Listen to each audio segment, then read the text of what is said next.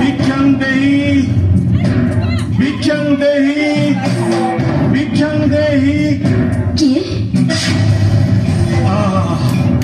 विकसित पद्म परि सुशोभिता पद्मिनी नायिका तापसी बेसरे घुंच अरण्य मध्य पर्ण कुटीर एकाकिनी रही किए किए तुम्हें कौन तुम परिचय आपण सन्यासी मोर पूज्य प्रणाम ग्रहण करतु तपस्वी दीर्घजीवी हो तापसी एथर तुम परिचय प्रदान कर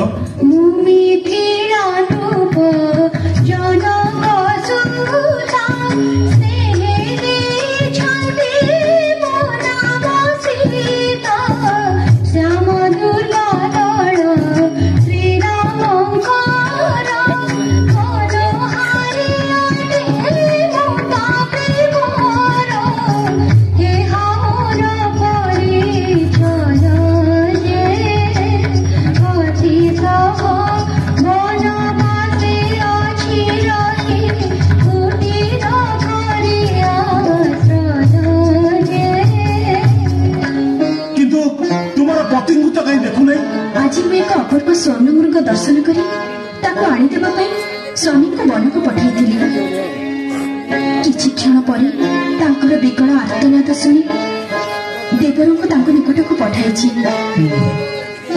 सेमानक फेरिबा बाट को मु चाहि बसिछि ओ बुझिली हेले मु जने भिक्षुक भिक्षा जोली धरि द्वार द्वार बुली भिक्षा मागी भाई मोर धर्म मते किछि भिक्षा दियो तापसी तेबे अपेक्षा करतु द्विजवर मु कुटीर मध्यरु भिक्षा नहीं आसुछि ए हेउछि प्रकृष्ट समय जानगीता भिक्षा थालु मो जुदारे भिक्षा ढालिबा समय मु ताकु कबळित करबी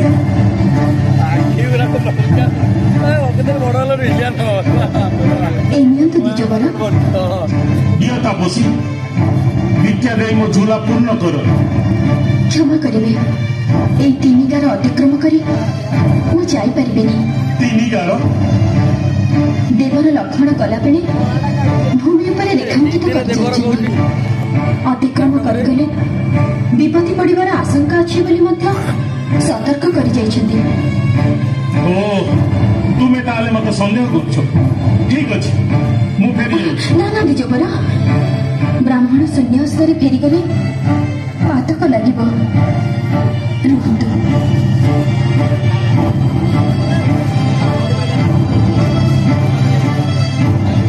ए नियंत द्विजवर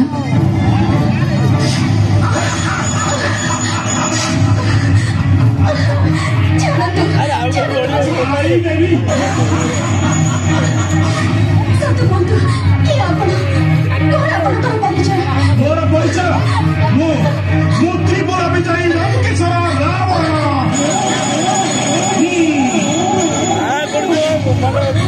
लंकापति रावण हाँ हाँ मु लंकापति रावण आम सहित तते मो पाटराणी अधिकार देवी शांत हो दुर्मद राक्षस तो शृंगार होई शिक्षक कामना करूछु काला कोटा विष पान करी जीर्ण କରିବାକୁ बसिछु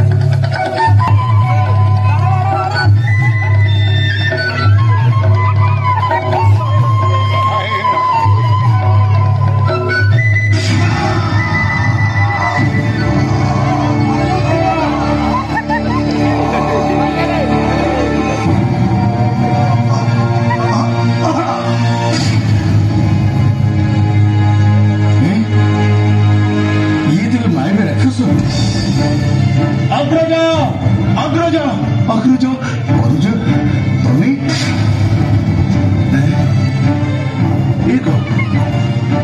किए ही राक्षस ये मारिच राक्षस मायामृग रूप धरी आमको विभ्रांत करने चेष्टा करुला मोर शराघात मृत्युवरण करने पूर्व तार प्रकृत रूप प्रकटित है किंतु सौमित्री तुम्हें सीता को एकाकी आश्रम छाड़दे सौमित्री तुम्हें पर विमर्श देखा जाऊँ कहीं मत क्षमा करते अग्रज माता जानकी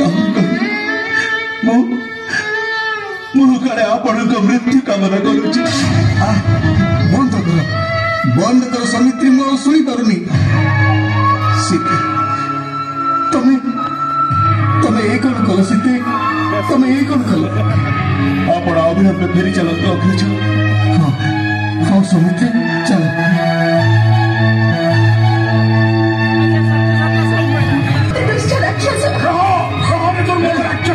श्रीराम घर सती जानकी को बलात्कार हरण करुच कहीं द्वार बाजिन मो पत्नी बाधा सृष्टि करुच कहीं रह तू एक क्षण भोग तार प्रतिफल चिन्ह ना मते मो पक्षीराज जटायु अयोध्या नरेश दशरथ बंधु सती जानकी मोर कुलबंधु समान अविलंब छाड़दे नचेत मोर यही सुदीर्ण थंडे मुझे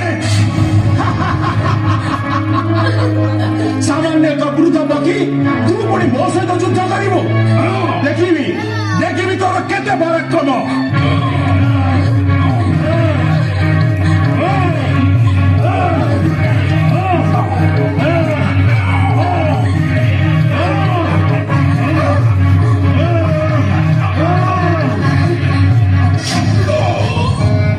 शेष पर्यंत युद्ध कर मु पारिनी मां हे पक्षीवर आपणकर एक दशा है तो नहीं मां जानकी दशरथ और रामचंद्र हित साधन मोर प्राण चली जाऊँ आनंदित मोर मृत्यु समय पाखे आसला किंतु मां श्रीराम को ये संवाद न देवा पर्यंत मु मरबी नहीं आस सुंदरी आस बंधु दशरथ सत चेष्टा तुम कुलबधु को रावण हस्तरू रक्षा कर मत क्षमा कर दिए बंधु प्रभु मृत्यु मोर भय नहीं कर्तव्य कहना मत सुजग दियो प्रभु मत सुजग दियो आशा सुंदरी लंकार राणी हंस प्रथम को अपेक्षा करी से अलिक स्वप्न त्याग करी फेरी जाओ लंकेश्वर फेरी जाओ फेरी जीवी किए बनी सुंदरी को परित्याग करी मु पुणी फेरी जीवी आस किए तुमको मो हस्तरू रक्षा करिबो आस छाड़े दे करूची मिनती माने रखो परे मोर राजा सती हरि पाठ करो नहीं श्री धनुज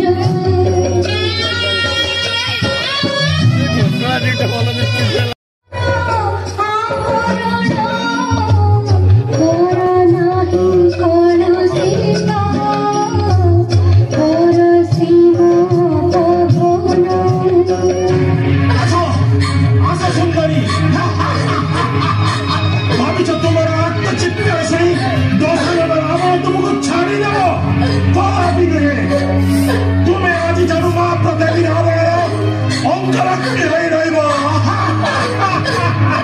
हे पशुपक्षी हे वनलता हे देवता गण समस्त विनती करुछि रामचंद्र को जणाई रावण ताकर प्राणाधिका सीता को हरण करि नेछि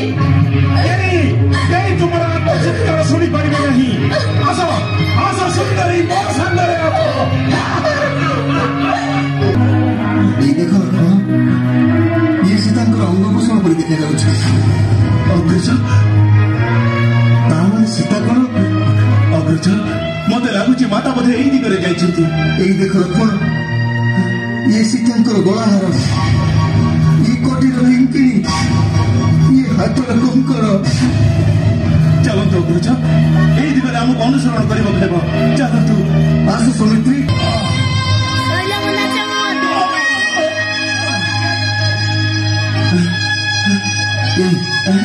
এই দেখো লক্ষ্মণ, উজ্জ্বল রূপধারী রাক্ষস সেটাকে ভক্ষণ করে এইখানে বিশ্রাম ନେଉଛି। ମୁଁ ଏହାକୁ ଏଇକ୍ଷଣି ବଦ୍ଧ କରିବି। ହେ ରାମ, ମୋତେ ମାର ନାହିଁ। ତୁମର ପତ୍ନୀ ସୀତାଙ୍କୁ ରାବଣ ଅପହରଣ କରି ନେଇଛି। ଆଉ ମୁଁ ତାର ପ୍ରତିରୋଧ କରିବାରୁ ସେ ମୋତେ ଖଡ୍ଗରେ କ୍ଷତ ବିକ୍ଷତ କରିଛି। ଅଗ୍ରଜ, ଏଇ ଯେ ପକ୍ଷୀରାଜ ଜଟାୟୁ, ହେ ପିତୃବ୍ୟ ଜଟାୟୁ, ମୁଁ ଆପଣଙ୍କୁ ଚିହ୍ନି ନ ପାରି ଅପରାଧ କରିଛି। ମୋତେ କ୍ଷମା କରିଦିଅନ୍ତୁ। ଚିନ୍ତା କର ନାହିଁ ଦାଶରଥୀ। ରାବଣ ଯେଉଁ ମୁହୂର୍ତ୍ତରେ ସୀତାଙ୍କୁ ହରଣ କରିଛି, ସେହି ମୁହୂର୍ତ୍ତର ନାମ ହେଉଛି ବିନ୍ଦ। ତାହା ପୁଣି ତାର ସ୍ୱାମୀ ନିକଟକୁ ଫେରି ଆସେ। ତେଣୁ ତୁମେ ବ୍ୟସ୍ତ ହୁଅ ନାହିଁ। ରାବଣ ଶୀଘ୍ର ବିନଷ୍ଟ ହେବ ଏବଂ ତୁମେ ନିଶ୍ଚୟ ବିଜୟ ଲାଭ କରି ଜନକ ନନ୍ଦିନୀଙ୍କ ସହ ମିଳିତ ହେବ। ପିତୃବ୍ୟ, କୁହନ୍ତୁ କିଏ ସେହି ରାବଣ? ରାବଣ ହେଉଛି ବିଶ୍ରବାଙ୍କର ପୁତ୍ର ଆଉ କୁବେରଙ୍କର ଭ୍ରାତା। ଏତିକି ମାତ୍ର ସମ୍ବାଦ ଦେବାକୁ ମୁଁ ବଞ୍ଚି ରହିଥିଲି। କୁହନ୍ତୁ ପକ୍ଷୀରାଜ, କୁହନ୍ତୁ ପକ୍ଷୀରାଜ। ସୌମିତ୍ରୀ, ବିହଙ୍ଗରାଜ ମୋ ପାଇଁ ଆଜି ପ୍ରାଣ ବିସର୍ଜନ କଲେ। ତାଙ୍କର ନିଧନ ମୋ ଦୁଃଖକୁ ଶତଗୁଣିତ କରିଦେଇଛି। ଅଗ୍ରଜ, ଆପଣ ଯଦି ବିପଦକୁ ସହ୍ୟ ନ କରିବେ, ତାହେଲେ ବିପଦରେ ପଡ଼ିଥିବା ସାଧାରଣ ଲୋକମାନଙ୍କ କି ଅବସ୍ଥା ହେବ? ଅନୁଜ ଲକ୍ଷ୍ମଣ, ପିତା ମହାରଥ ଦଶରଥ ଯେପରି ଆମର ମାନନୀୟ, ପକ୍ଷୀରାଜ ଜଟାୟୁ ମଧ୍ୟ ସେହିପରି ଆମର ମାନନୀୟ। ଜାନକୀଙ୍କ ସନ୍ଧାନ କରିବା ପୂର୍ବରୁ ଚାଲ ଜଟାୟୁଙ୍କ ଅନ୍ତ୍ୟେଷ୍ଟି କ୍ରିୟା ସମାପନ କରିବା। ଚାଲନ୍ତୁ ଅଗ୍ରଜ, ଚାଲନ୍ତୁ।